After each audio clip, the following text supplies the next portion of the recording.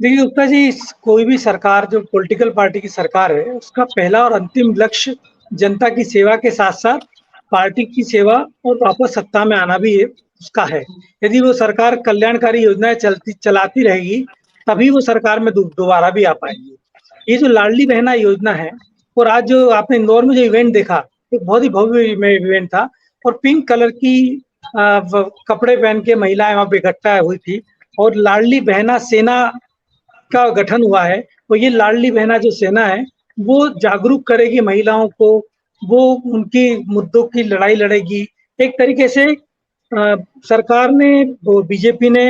एक बहुत बड़ी अपने पक्ष की एक फ़ौज खड़ी कर ली है, महिलाओं के रूप में। और चूँकि आप जानते हैं, हम जिस पारिवारिक ढाँचे में सारे हिंदुस्तान रह रहा है, उसमें महिला की राय बहुत महत्वपूर्ण होती है और वो उस महिला की राय के आधार पर ही परिवार डिसीजन लेते कई बारी। तो निश्चित तौर पे ये खर्चीला अभियान है और कहीं न कहीं ये आगे जाके राज्य की सेहत पे इसका प्रतिकूल प्रभाव पड़ेगा। लेकिन रंजन जी, मैं एक चीज़ और बता दूँ, अभी जो बजट पारित हुआ था, उसमें लाडली बहना योजना के लिए सरकार ने 8,000 करोड़ का प्रावधान किया है। मतलब लगभग 12,000 करोड़ रुपए साल का खर्चा है, तो उसमें से 2 तिहाई की व्यवस्था सरकार करके चली है और यदि वापस सरकार आती है, चुनाव तक के लिए ये बजट पर्याप्त हो सकता है। यदि फिर से सरकार आती है, तो फिर एक सप्लीमेंट्री बजट लाके उसकी प्रतिपूर्ति की जा सकती है। लेकिन आज सबसे बड़ा जो सरकार के सामने या पार्टी के सामने जो चुनौती है, वो दोबारा से सत्ता में आने की है और उसमें महिलाएँ आधी आबादी चूँकि मानी जाती है और आधी आबादी के लिए सिर्फ़ लाडली बहना के अलावा भी छात्राओं के लिए शिवराज सरकार की बहुत सारी योजनाएँ हैं। उनको स्कूटी देना है, बच्चों को लैपटॉप देना है। वो एक कप अभी कल ही उन्होंने नसरुल्लागंज, जिसका नाम कल पिछली बार भैरौंदा पड़ गया है, वहाँ पे खिलाड़ियों के लिए अंतर्राष्ट्रीय स्तर की सुविधाएँ देने की बात कही है। ये अभी सभी हमने कर्मचारियों का देखा, संविदा कर्मचारियों के नियमितीकरण की घोषणा हुई है,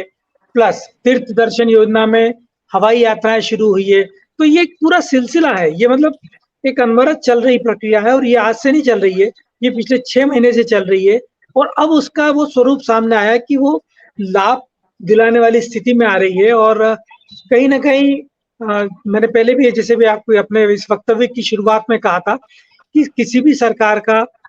पहला और अंतिम लक्ष्य है वापस सरकार में बने रहना। उसके लिए वो कुछ भी कर सकती है, बशर्ते उसको वापस मौका मिले। ये ठीक है कि ये बहुत खर्चीला अभियान है, लेकिन